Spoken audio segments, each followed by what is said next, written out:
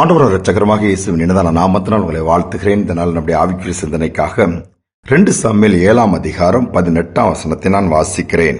அப்பொழுது தாவீது ராஜா உட்பிரவேசித்து கர்த்தருடைய சமூகத்திலிருந்து, கர்த்தராகிய ஆண்டவரே, தேவரீர் என்னை இதுவரைக்கும் கொண்டு வந்ததற்கு நான் எம்மாத்திரம், என் வீடும் எம்மாத்திரம்.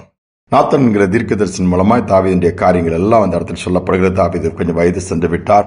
சுற்றிலும் இளைப்பாறுதல் கிடைத்தது. சத்துருக்கள் எல்லாம் அப்புறப்படுத்தி இருக்கும் பொழுது கர்த்தருக்கென்று ஒரு ஆலயத்தை உடன்படிக்கை பெட்டியை வைப்பதற்கென்று ஒரு நல்ல ஒரு வீட்டை ஏற்படுத்தணும் என்று சொல்லும் பொழுது தீர்க்கதரிசன் மூலமா ஆண்டவர் நிறைய காரியங்களை பேசுகிறார். அவன் கடந்து வந்த பாதைகள், சவுளுடைய நாட்களில் நடந்தது எல்லாவற்றையும் பேசிவிட்டு தாவீதுக்கு எல்லாம் நடக்க போகிறதெல்லாம் சொல்லும் பொழுதுதான் தாவீது சொல்லுகிறார், கர்த்தராகிய ஆண்டவரே, தேவரீர் என்னை இதுவரைக்கும் கொண்டு வந்ததற்கு நான் எம்மாத்திரம், என் வீடும் எம்மாத்திரம். தாவீதுடைய ஆரம்பம் அவ்வளவு அற்பமா இருந்தது. காடுகளுக்குள்ளே ஆடுகளை மேய்த்துக் கொண்டிருந்தான். அவனுக்கு எதிரே வந்ததெல்லாம் காட்டு மிருகங்கள் தான், சிங்கம், கரடி.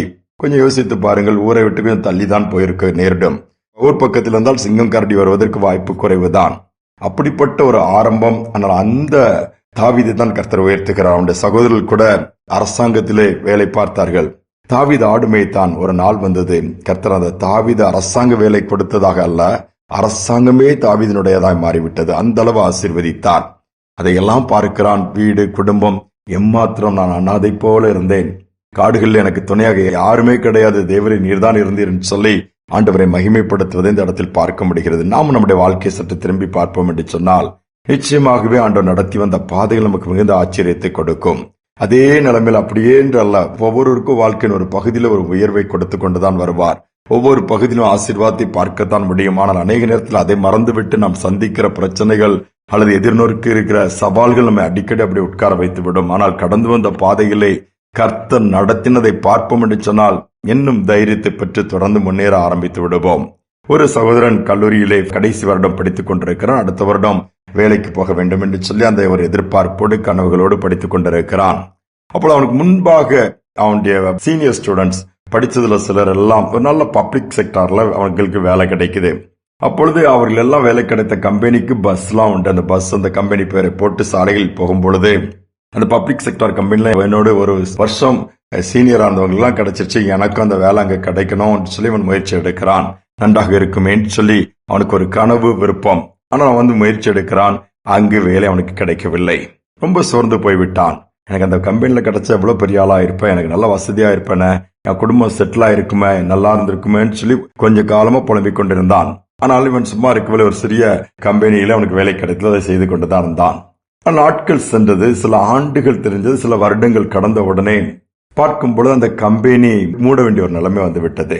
கம்பெனி மூடினபடினாலே அதுல வேலை செய்த எல்லாருடைய நிலைமை பரிதாபமா போயிட்டு. ஆனால் இந்த சகோதரனுடைய வாழ்க்கை என்ன நடந்ததுன்னு சொன்னால், ஒவ்வொரு நாளும் ஒவ்வொரு வருடமும் நல்ல ஒரு உயர்வு அவனுக்கு வந்து கொண்டே இருந்தது. நாட்கள் சென்றவுடன் அந்த கம்பெனியுடைய ஓனராகவே மாறிவிட்டான். யோசித்து பாருங்கள். திரும்பி பார்க்கும்போது அவன் சொன்ன காரியம் அதுதான், இந்த கம்பெனியில தான் வேலை கிடைக்கணும்னு நான் விரும்பினேன். ஆனால் அந்த கம்பெனி போய் இல்லவே இல்லை.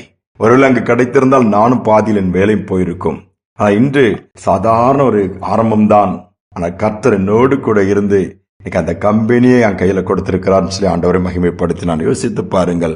அநேக நேரம் நாம் யோசிக்கிறோம், எதிர்பார்த்தது கிடைக்கவில்லை என்று சொன்ன உடனே ஏதோ ஒரு பெரிய இழப்பு, ஏதோ ஒரு பெரிய நஷ்டம், வாழ்க்கையே முடிஞ்சிட்டு முடிவுக்கு வந்ததும் இல்லை. தேவன் நடத்துகிற பாதை ஆச்சரியமாகத்தான் இருக்கும். அது சாதாரணமாகத்தான் தொடக்கம் இருக்கும், ஆனால் முடிவு அசாதாரணமாய் சம்பூர்ணமாய் மகிமையாக இருக்கும். ஆனால் நீங்கள் கடந்து வந்த பாதையை கொஞ்சம் திரும்பி பாருங்கள். ஒரு இன்னைக்கு கடினமான பாதையில் கடந்து போகிறேன்னு சொல்லி சோர்ந்து விட வேண்டாம். முடிவு இதுவல்ல, ஒரு மகிமையான ஒரு முடிவை கர்த்தர் வைத்திருக்கிறார், நிச்சயம் கொடுப்பார். அந்த நம்பிக்கையோடு உன்னதமான தேவனை நோக்கி பார்ப்போமா? அன்பின் தகப்பனே, இந்த புதிய நாளில் கொடுத்திருப்பதற்காக ஸ்தோத்திரம். அந்த நாள் தாழ்த்தி வந்து நிற்கிறோம். எங்கள் வாழ்க்கையின் பகுதியில் நாங்கள் திரும்பி பார்ப்போம் என்று சொன்னால் நீர் பாராட்டின கிருபைகள், இரக்கங்கள் பெரிதுப்பா, உடைய காருண்யங்களை உயர்த்தி தான் வைத்திருக்கிறதப்பா.